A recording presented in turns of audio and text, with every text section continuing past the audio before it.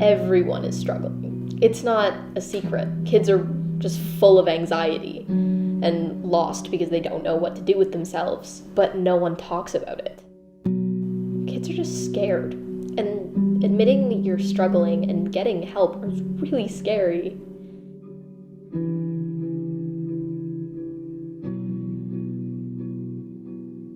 Mental health is definitely evolving, and it's hitting kids at younger and younger ages. Anxiety and depression that used to be common in later teens is now presenting even preteen and younger. It went from about 50% when I moved here. It's now probably close to 75-80%.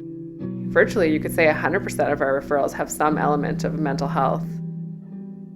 Families don't know where to go, or they're told there's a 2 to 6 month wait list. That tends to lead to conditions worsening and spiraling. When students go to school in town, they're hit with that divide of being First Nations, that racism piece and that less than piece that society has been taught is acceptable and okay. If you don't take care of all parts of the being, then there's going to be issues. Their mental health is going to deteriorate until they find something to help them. And typically what helps them is forgetting about it momentarily through alcohol or drugs. We have a greater amount of suicide or suicide risk within Indigenous youth today. And our community here at Akam very recently had to face that, youth suicide in the community. It's very scary when you think that there are these ideas of making pacts and other folks following behind.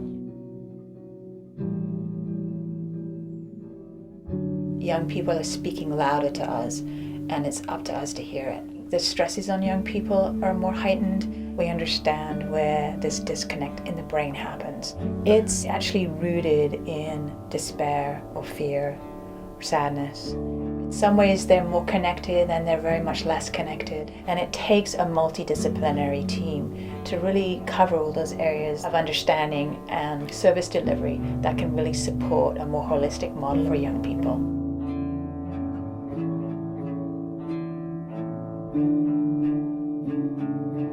Foundry is a provincial initiative supported through the government to provide youth services for those aged 12 to 24. So mental health, substance use, primary care and physical health, social services and youth and family peer support. The hope is when somebody walks into a Foundry Centre that they're actually going to be supported to get to the place they need to and not necessarily have to make that journey themselves and have to navigate what is already a complex system to work within. And it's so nice to have different disciplines working under the same roof. It takes the burden off one professional and really makes it a team approach where we all feel that we can give our 100%, and that really helps it feel more achievable. If families knew where to go and then they could be directed to the appropriate resource and have that collaborative approach, I think a lot of our wait list would disappear. I'm interested in young men being able to have a place where they can go and feel comfortable with getting good direction on some of the challenges that I think for maybe the longest time, conversations that don't happen because of the uncomfortableness or the don't want to seem weakness.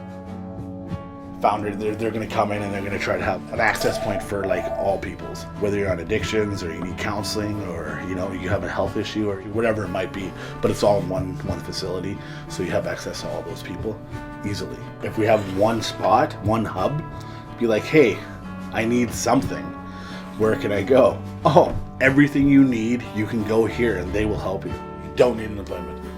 Just go there. You just have to show up. You know how many people are going to show up? Most people will.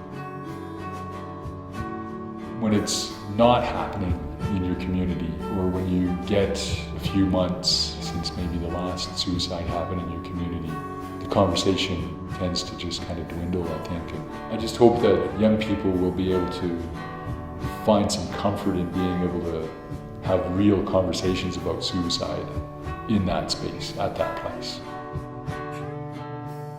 Like I said, it's really, really scary.